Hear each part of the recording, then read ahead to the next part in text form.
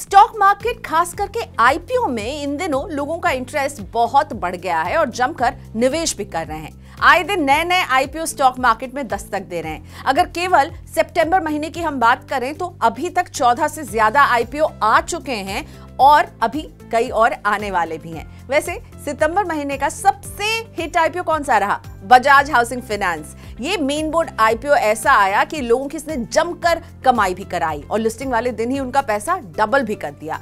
IPO market में आए boom के बीच मार्केट रेगुलेटर सेबी अब आईपीओ पर सख्ती की तैयारी में है। बाजार नियामक सेबी स्टॉक मार्केट में उतरने यानी पब्लिक होने की तैयारी कर रही माइक्रो कैप कंपनियों की कड़ी निगरानी करने पर विचार कर रहा है।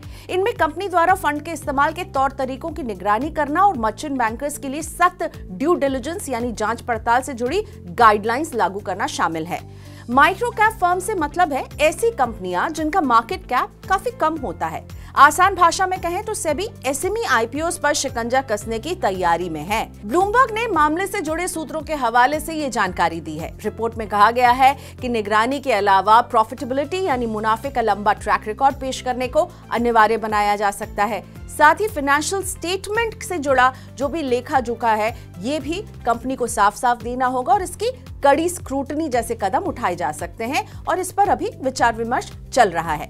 आईपीओ मार्केट में गड़बड़ी के मामले सामने आने के बाद इस तरह का एक्शन लेने की तैयारी हो रही है। स्मॉल और मीडियम एंटरप्राइजेस के पब्लिक इशू यानी एसएमई आईपीओ पर मंजूरी सेबी नहीं बल्कि स्टॉक एक्सचेंज यानी एनएसई और बीएसई देते हैं।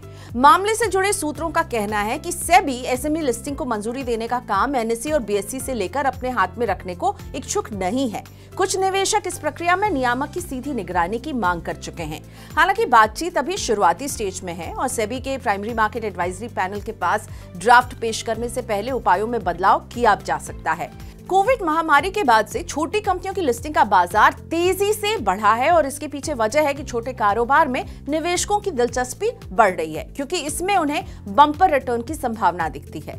हाल ही में आए ऐसी एक आईपीओ ने सबको चौंका दिया था। आपको भी याद होगा, महज 2 यामाहा शोरूम और 8 कर्मचारी वाली कंपनी रिसोर्सफुल ऑटोमोबाइल के आईपीओ को बम्पर रिस्पांस मिला था और ये 400 गुना से ज्यादा सब्सक्राइब हुआ था, जिसके बाद एसएमई आईपीओ को लेकर कई तरह के सवाल उठने लगे।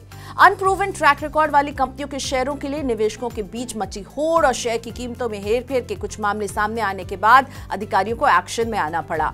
जुलाई में नेशनल स्टॉक एक्सचेंज यानी एनएसई ने प्री ओपनिंग सेशन के दौरान एसएमई आईपीओ के इशू प्राइस पर 90% की कैपिंग यानी लिस्टिंग गेन पर 90% की कैपिंग सेट कर दी थी। मार्केट रेगुलेटर सेबी निवेशकों से एसएमई आईपीओ में निवेश करते वक्त सावधानी बरतने का आग्रह कर चुका है। सेबी लगातार निवेशकों को सोशल मीडिया पोस्ट, टिप्स और अफवाहों के आधार पर स्टॉक मार्केट में पैसे लगाने से बचने की नसीहत देता रहा है और अब तैयारी है कि नजर डाला जाए कि आखिर ये जो माइक्रो कैप कंपनियां जो आईपीओ ला रही हैं क्या उनके नियमों में कुछ बदलाव की जरूरत है ताकि निवेशकों के पैसे पर कोई आंच ना आए।